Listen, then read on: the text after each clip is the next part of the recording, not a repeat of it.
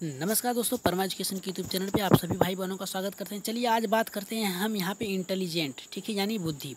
ठीक है, बुद्धि पे बात करेंगे। ठीक है, बुद्धि से जितने भी प्रश्न हैं सभी को रखे गए हैं और जितने भी टॉपिक्स हैं नोट के हिसाब से आप लोगों को रखा गया है। जल्दी से कॉपी पेन उठाइए जल्दी से और इसे लिखते चलिए। ठीक है, सभी को नोट करते चलिए क्योंकि ये बहुत ही महत्वपूर्ण प्रश्न है। ठीक है, और जिन भाई बहनों ने अभी तक हमारे चैनल को सब्सक्राइब नहीं किया तो जल्दी से सब्सक्राइब कर लीजिए, लाइक कर दीजिए और शेयर कर दीजिए। जल्दी से शेयर करिए और अपनी संख्या बढ़ा लीजिए। ठीक है, क्योंकि आज के जितने भी क्लास लिए जा रहे हैं एकदम बहुत ही महत्वपूर्ण क्लास हैं। ठीक है, चलिए देख लेते हैं यहाँ पे क्या कह रहा है। यहाँ पे कह रहा है कि सोचने समझने की योग्यता बुद्धि कहलाती है, यानी बालक या व्यक्ति के सोचने समझने की जो योग्यता है यानी तर्क करने की योग्यता जो है वो क्या कहलाती है, हमारी बुद्धि कहलाती है। बुद्धि की इतिहास, चलिए डाल लेते हैं बुद्धि की इतिहास क्या कहता है हमारा। यहाँ पे कह रहा है कि यहाँ पे बुद्धि बुद्धि शब्द का सर्वप्रथम प्रयोग इंग्लैंड के फ्रांसिस गाल्टन ने किया था 1885 ईस्वी में। अगर बात कर दिया जाए कि बुद्धि का प्रयोग सबसे पहले किसने किया था तो ये कहाँ के रहने वाले थे, तो ये इंग्लैंड के रहने वाले थे और फ्रांसीसी गाल्टन ने किया था। कब किया था, ये 1885 ईस्वी में किया था। ठीक है, चलिए यहाँ पे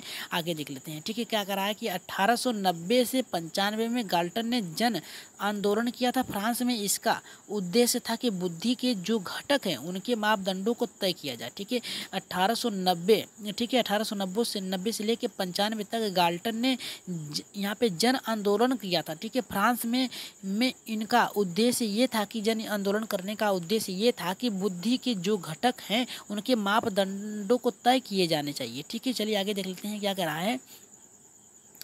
यहाँ पे कह रहा है कि 1819 में पेंसिल्वेनिया विश्वविद्यालय में सर्वप्रथम कैटल ने, ठीक है, कैटल ने बुद्धि मापन का प्रयास किया था। बुद्धि मापन का प्रयास किसने किया था, सर्वप्रथम कैटल ने किया था। ठीक है, और बुद्धि का प्रयोग किसने किया था।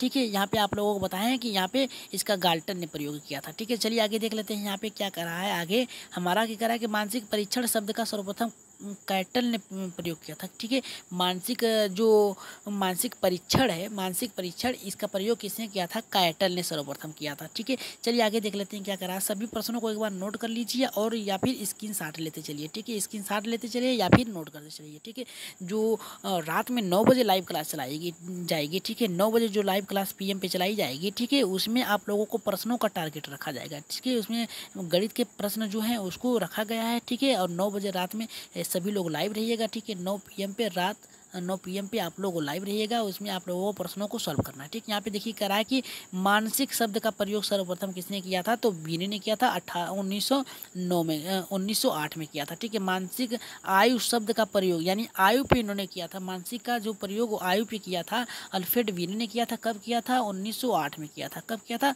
1908। इसमें से याद रखिएगा आज जो बुद्धि के प्रश्न पढ़ाए जा रहे हैं। ठीक है, बुद्धि के जो प्रश्न आप लोगों को पढ़ाए जा रहे हैं, बताए जा रहे हैं। ठीक है, इसमें से आप लोगों को 3 नंबर श्योर है। ठीक है, 3 नंबर इससे श्योर है। ठीक है, चलिए देख लेते हैं क्या कर रहा है यहाँ पे। सर्वप्रथम स्टन और कोहलमान ने, यानी देखिए कोहलमान ने बुद्धि और लब्धि का सुझाव देते हुए 1912 में सूत्र निर्माण किया था।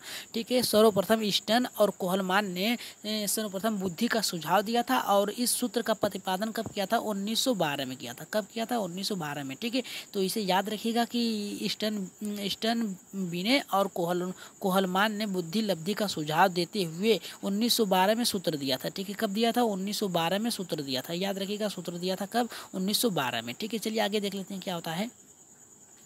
देखिए यहाँ पे सूत्र कैसे दिया था इन्होंने। यहाँ पे देखिए MA बराबर CA, यानी MA का अर्थ यहाँ पे देखिए यहाँ पे दिया हुआ है, इसे देख लीजिएगा आप लोग। यहाँ पे संशोधन किया है कि 1916 में इसे टर्मन ने संशोधन किया था। ठीक है, कैटल के बाद संशोधन किसने किया था, 1916 में टर्मन ने किया था। ठीक है, उन्होंने क्या बताया था कि IQ बराबर होता है MA बटे CA गुणे 100। ठीक है, यानी वास्तविक यहाँ पे मानसिक आयु बटे वास्तविक आयु गुणे 100 कहा था। ठीक है, और इन्होंने कहा था कि वास्तविक आयु बटे मानसिक आयु गुणे 100 कहा था। ठीक है, और यहाँ पे टर्मन ने कहा था कि IQ बराबर जो होता है बुद्धि लब्धि बराबर होती है वास्तविक मानसिक आयु बटे वास्तविक आयु गुणे 100। ठीक है, चलिए आगे देख लेते हैं क्या कह रहा है। बुद्धि परीक्षण की इतिहास, ठीक है, ये बहुत ही महत्वपूर्ण है। बुद्धि परीक्षण की इतिहास याद रखिएगा 1908 से शुरू हुआ था, 1808 से शुरू हुआ था। ठीक है, 1916 में इसे संशोधन किया गया था, 1916 में इसे संशोधन किया गया था। ठीक है, चलिए आगे देख लेते हैं क्या कह रहा है हमारा। यहाँ पे देखिए कह रहा है सर्वप्रथम बुद्धि परीक्षण 1905 में अल्फ्रेड वीने ने प्रथम बुद्धि परीक्षण दिया था और 3 से 14 वर्ष के बालकों के लिए किया था। ठीक है, याद रखिएगा जो अल्फ्रेड वीने ने सर्वप्रथम जो प्रयोग किया था बुद्धि का, उसमें कितने वर्षों के बालकों को रखा गया था, तो 3 से 14 वर्ष के बालकों के लिए किया गया था। उसमें कुल 30 प्रश्न पूछा गया था, जिसमें से उनके सहयोगी साइमन भी सहयोग थे, जिसमें उन्होंने अल्फ्रेड बीने साइमन बुद्धि परीक्षण भी कहते हैं। ठीक है, और जो इन्होंने 1905 में सर्वप्रथम प्रयोग किया था बुद्धि का, ठीक है, बुद्धि परीक्षण का प्रयोग किया था, उसमें जो आयु थी बच्चों की 3 से लेकर 14 वर्ष थी। कितने थे? 3 से 14 वर्ष के बालकों पे किया था, और इसमें इनका सहयोग किसने दिया था? ये साइमन ने दिया था। ठीक है, इसे ही क्या कहते हैं? बीने साइमन बुद्धि परीक्षण कहा जाता है। ठीक है, बहुत ही महत्वपूर्ण प्रश्न है, इसी स्क्रीनशॉट ले लीजिए। ठीक है, इसे पहले स्क्रीनशॉट लीजिए। ठीक है, स्क्रीनशॉट लीजिए, तो इसके बाद आगे बढ़ रहे हैं। ठीक है, चलिए आगे बढ़ते हैं अपने प्रश्नों पे। देखिए यहाँ पे क्या कह रहा है हमारा प्रश्न, कह रहा है कि 1908 में 1905 में संशोधन कर अल्फ्रेड वीने ने बुद्धि परीक्षण में मानसिक आयु शब्द का प्रयोग किया था। 1908 में और 1905 में जो संशोधन किया गया था अल्फ्रेड वीने के द्वारा, उस बुद्धि परीक्षण को मानसिक आयु यानी मानसिक तर्क के आधार पर प्रयोग किया गया था। ठीक है, चलिए आगे देख लेते हैं क्या कह रहा है यहाँ पे।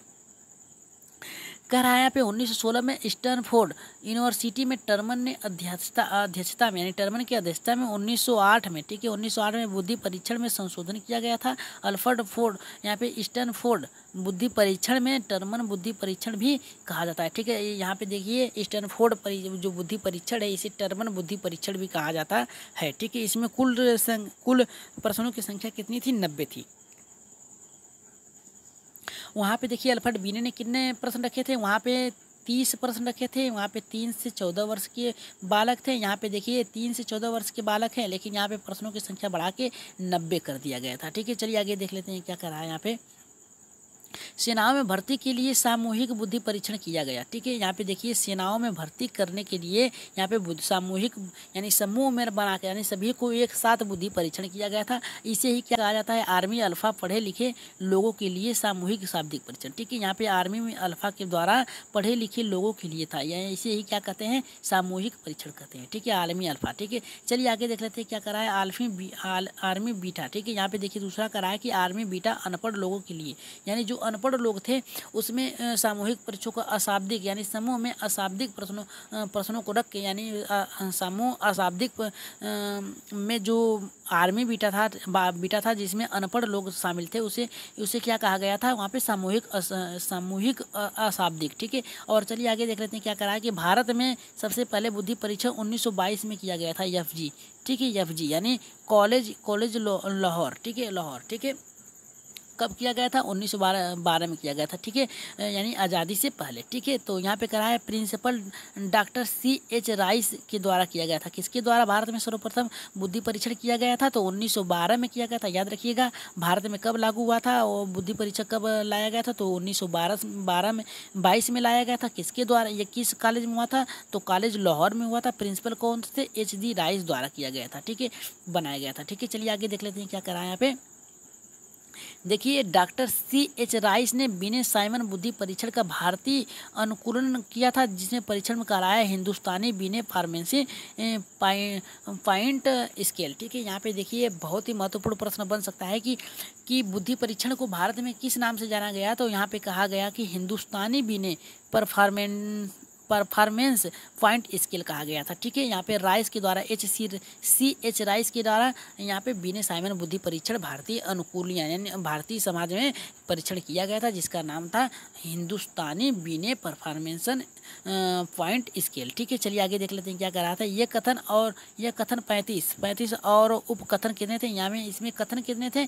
35 थे, और उपकथन कितने थे? 7 थे। ठीक है, तो यहाँ पे 35 और 7 कितने हो गए? याद रखिए 7 5 12 हो गया, 12 और यहाँ पे 3 के 45 यानी 45 प्रश्न पूछे गए थे। ठीक है, चलिए देख लेते हैं यहाँ में क्या कर रहा है कि भारत में डॉक्टर CH राइस के अलावा पंडित लज्जा शंकर झा और डॉक्टर साहेब लाल भाटिया आदि के द्वारा इसका बुद्धि परीक्षण का निर्माण किया गया था। ठीक है, भारत में किन किन लोगों के द्वारा बुद्धि परीक्षण किया गया था, तो याद रखिएगा कि यहाँ पे राइस, डॉक्टर C.H. राइस के अलावा यहाँ पे पंडित लज्जा शंकर झा, लज्जा एक है। ठीक है, यहाँ पे पंडित लज्जा एक, शंकर झा दो, और साहेब डॉक्टर साहेब लाल भाटिया। ठीक है, 3 लोगों के अध्यक्षता में ये यहाँ पे किया गया था बुद्धि परीक्षण। ठीक है, यहाँ पे देखिए परिभाषा इसकी क्या है, चलिए देख लेते हैं इसकी परिभाषा क्या है। ठीक है, बुद्धि की परिभाषा किसने किसने दिया है और क्या क्या कहा है, यहाँ पे देखिए बहुत ही महत्वपूर्ण है। वुडवर्थ ने कहा है बुद्धि कार्य करने की एक विधि है। सही बात है कि बुद्धि के द्वारा ही आप कार्य कर सकते हैं, तर्क कर सकते हैं, विचार कर सकते हैं। ठीक है, तो वुडवर्थ ने कहा था कि बुद्धि एक कार्य करने की विधि है। और टर्मन ने क्या कहा था, बुद्धि अमूर्त विचारों के बारे में सोचने की योग्यता, यानी अमूर्त यानी तर्क करके बालक जो होता है अपनी समस्याओं को हल करता है। ठीक है, यहाँ पे टर्मन ने कहा था, ठीक है, कि अमूर्त विचारों के सोचने की योग्यता है। ठीक है, चलिए आगे देख लेते हैं क्या कह रहा है यहाँ पे वुडवर्थ ने क्या कहा है। वुडवर्थ ने कहा है कि बुद्धि ज्ञान अर्जन करने की क्षमता है, यानी बुद्धि के द्वारा बालक जो होता है ज्ञान अर्जन कर सकता है, यानी अपने तर्क के अनुसार, विचार के अनुसार, यानी अपने तार्किक क्षमता के अनुसार किस आधार पे वो सीख रहा है, कैसे सीख रहा है। ठीक है, और ज्ञान प्राप्त कर रहा है। ठीक है, यहाँ पे देखिए बुद्धि ज्ञान अर्जन करने की क्षमता है। ठीक है, वुडवर्थ ने कहा था। ठीक है, चलिए वियर वार ने क्या कहा था। ठीक है, देखिए डियर वार ने क्या कहा था, बुद्धि सिखाने, यानी देखिए सीखने और अनुभव लाभ उठाने की क्षमता, यानी बुद्धि के द्वारा सीख कर बालक जो होता है उसका लाभ उठा सकता है। ठीक है, यहाँ पे डियर वार ने कहा था। ठीक है, डियर वार ने कहा था कि बालक जो होता है या व्यक्ति जो होता है बुद्धि के द्वारा अनुभव से लाभ उठा सकता है, बुद्धि के अनुभव के द्वारा लाभ उठा सकता है। ठीक है, चलिए आगे देख लेते हैं क्या कह रहा है। बीने ने क्या कहा है यहाँ पे, इन्हें कोई नहीं भूल सकता। ठीक है, बीने क्या कहते हैं, बुद्धि इन 4 शब्दों से निहित है, ज्ञान, आविष्कार, निर्देश और आलोचना। यानी बीने ने कहा कि बुद्धि जो होता है 4 शब्दों में निहित है। जो पहला है कि ज्ञान है, दूसरा कह रहा है कि आविष्कार है, तीसरा कह रहा है कि निर्देश है, और चौथा कह रहा है कि आलोचना है। ठीक है, बुद्धि के द्वारा आलोचना भी हो सकती है, निर्देश भी दिया जा सकता है, आविष्कार भी किया जा सकता है, यानी खोज किया जा सकता है, और ज्ञान है। ठीक है, चलिए आगे देख लेते हैं क्या कह रहा है। थांडाइक ने क्या कहा है, थांडाइक महोदय ने क्या कहा है कि सत्य तथ्य को दृष्टिकोण से उत्तम प्रक्रिया की शक्ति ही बुद्धि है। कह रहा है कि सत्य या तथ्य के दृष्टिकोण, यानी सत्य और तथ्य को जानने के लिए जो उत्तम प्रक्रिया है वो शक्ति बुद्धि है। ठीक है, यानी जानने के लिए बुद्धि है। ठीक है, सत्य और असत्य की परख करने के लिए बुद्धि का होना बहुत ही आवश्यक है। ठीक है, चलिए आगे बढ़ते हैं। देखिए यहाँ पे क्या कर रहे हैं ये महोदय लोग, क्या कर रहे हैं इसको भी जानना बहुत जरूरी है। कि कह रहा है कि पिंटनर, यहाँ पे देखिए पिंटनर ने क्या कहा है कि जीवन की अपेक्षाकृत नवीन परिस्थितियों से अपना समायोजन करने की व्यक्ति की योग्यता ही बुद्धि कहलाती है। ठीक है, पिंटनर ने कहा है कि जीवन में जीवन की अपेक्षा यानी जीवन में अपनी अपेक्षाओं को प्राप्त करने के लिए परिस्थितियों से अपना सामंजस्य स्थापित, यहाँ पे देखिए टाइप करने में गलत हो गया है, यहाँ पे सामंजस्य हो गया है। ठीक है, यहाँ पे सामंजस्य होगा। ठीक है, सामंजस्य व्यक्ति की योग्यता की दृष्टि बुद्धि है। ठीक है, यहाँ स्थापित करने की योग्यता ही बुद्धि कहलाती है। ठीक है, काल्विन ने क्या कहा, यहाँ पे देख लेते हैं। बुद्धि व्यक्ति ने अपने वातावरण से सामंजस्य करना सीख लिया है, सीखा तो उसे बुद्धि कहते हैं। ठीक है, व्यक्ति जो होता है वातावरण से सामंजस्य करना अगर सीख लेता है तो उसे क्या कहते हैं, बुद्धि कहते हैं। ठीक है, चलिए आगे बढ़ते हैं। एक बार शेयर कर दीजिए। ठीक है, एक बार शेयर करिए, जल्दी से वीडियो शेयर करिए और अपनी संख्या बढ़ा लीजिए, क्योंकि प्रश्न जो है कहीं से भी आ सकते हैं, इसे आप लोग नोट करते चलिए। ठीक है, रायबर्न ने क्या कहा है, चलिए देख लेते हैं।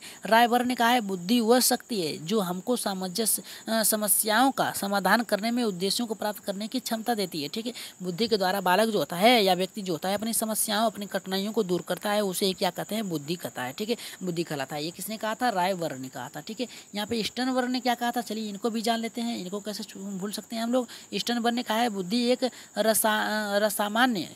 रसामान्य योग्यता है जिसके द्वारा व्यक्ति कई परिस्थितियों में अपने विचारों को जानबूझकर समायोजन करता है। ठीक है, यहाँ पे जानबूझ के बात करने का तात्पर्य एक है कि व्यक्ति जो होता है एक स्थान से दूसरे स्थान पे जब जाता है, यानी एक स्थान से दूसरे स्थान पे जब जाता है तो वहाँ की स्थिति क्या है, उसकी भौगोलिक बनावट क्या है, उसकी रहन सहन क्या है, उसमें स्थापित होने के लिए, ठीक है, उसमें उसके अनुरूप होने के लिए सामंजस्य स्थापित करता है। किसके द्वारा करता है, बुद्धि के द्वारा करता है। ठीक है, जानबूझकर यानी उसके अनुसार ढलने का प्रयास करता है। ठीक है, तो यहाँ पे हमारा स्टर्नबर्ग ने कहा था कि बालक जो होता है या व्यक्ति जो होता है दूसरे परिस्थितियों में ढलने के लिए जो बुद्धि का प्रयोग करता है या फिर जानबूझकर करता है उसे बुद्धि ही कहलाता है। ठीक है, चलिए यहाँ पे गाल्टन क्या कहते हैं, इसको भी देख लेते हैं। बुद्धि पहचानने तथा सीखने की शक्ति है। बुद्धि के द्वारा हम किसी वस्तु को पहचान सकते हैं या फिर स्थान को पहचान सकते हैं, उसे क्या कहते हैं, हमें सीखने की शक्ति कहलाता है। ठीक है, सीखने की शक्ति क्या कहलाता है, बुद्धि कहलाता है। ठीक है, यहाँ पे बंकिंघम ने क्या कहा है, ठीक है, बंकिंघम ने क्या कहा है, सीखने की शक्ति बुद्धि है। यहाँ पे बकिंघम ने क्या कहा है कि जो बुद्धि होती है इसकी, ये सीखने की शक्ति होती है, ठीक है। बुद्धि द्वारा हम शक्ति द्वारा सीख सकते हैं, ठीक है। कोई भी कार्य हम कर सकते हैं, ठीक है। चलिए आगे देख लेते हैं क्या कह रहा है यहाँ पे। बुद्धि की विशेषताएं प्रकार, ठीक है, इस प्रकार है, ठीक है। देखिए क्या करा है कि बुद्धि की विशेषताएं इस प्रकार है, किस प्रकार है देख लेते हैं। बुद्धि व्यक्ति की जन्मजात शक्ति होती है। जो बालक होता है बुद्धि उसकी अगर मान लीजिए बालक जो होता है जन्मजात से ही अक्षम बालक है, यानी बुद्धि उसके पास नहीं है, यानी एक पागल व्यक्ति है, तो वो जन्मजात ही होती है, या फिर बुद्धि हो या न हो वो जन्मजात होती है, ठीक है। बुद्धि जो होती है जन्मजात होती है। बुद्धि व्यक्ति की अमूर्त चिंतन की योग्यता प्रदान करती है, यानी सोचने विचारने की, तर्क करने की योग्यता प्रदान करती है। कौन करती है? बुद्धि करती है, ठीक है। बुद्धि जो है व्यक्ति को विभिन्न बातों को सिखाने में सहायता देती करती है, ठीक है। बुद्धि के द्वारा बालक जो होता है या व्यक्ति जो होता है अनेक प्रकार के समस्याओं को समझ सकता है, ठीक है। यहाँ पे कह रहा है कि बुद्धि व्यक्ति को अपने गत अनुभव से लाभ उठाने की क्षमता देती है, ठीक है। बुद्धि के द्वारा बालक जो होता है या फिर व्यक्ति जो होता है अपने अनुभव से लाभ उठा सकता है, ठीक है, क्षमताओं से लाभ उठा सकता है। पांचवा कह रहा है कि बुद्धि व्यक्ति की कठिन परिस्थितियों और जटिल समस्याओं को सरल बनाती है, ठीक है। यहाँ पे कह रहा है कि बुद्धि जो होती है बालक या फिर वस्तु के या व्यक्ति जो होती है अपनी समस्याओं को सरल बनाती है बुद्धि के द्वारा, यानी उसकी समस्याओं को हल करता है, ठीक है। चलिए आगे देख लेते हैं क्या कर रहा है हमारा छठा, क्या कर रहा है, इसको भी जानना बहुत जरूरी है, ठीक है। दो बचे हैं, इसको देख लेते हैं। कह रहा है कि बुद्धि व्यक्ति को नवीन परिस्थितियों में सामंजस्य स्थापित गुण प्रदान करती है, यानी अभी हमने कहा कि एक स्थान से दूसरे स्थान पर बालक जाता है या फिर एक वातावरण से दूसरे स्थान पर जाता है, बालक उसके अनुरूप ढलने का प्रयास करता है, ठीक है। ढलने का प्रयास करता है तो उसे ही सामंजस्य कहते हैं, ठीक है। तो चलिए देख लेते हैं क्या कहलाता है यहाँ पे हमारा सातवां। बुद्धि व्यक्ति के भले और बुरे, सत्य असत्य, नैतिक और अनैतिक कार्यों को अंतर करने में, यानी कौन सा सत्य है कौन सा असत्य है इसे परख करने के लिए, उन्हें छांटने के लिए ये बुद्धि का प्रयोग किया जाता है। यहाँ पे बुद्धि के बिना ही आप सही और गलत का प्रयोग नहीं कर सकते हैं, ठीक है। चलिए देख लेते हैं आगे।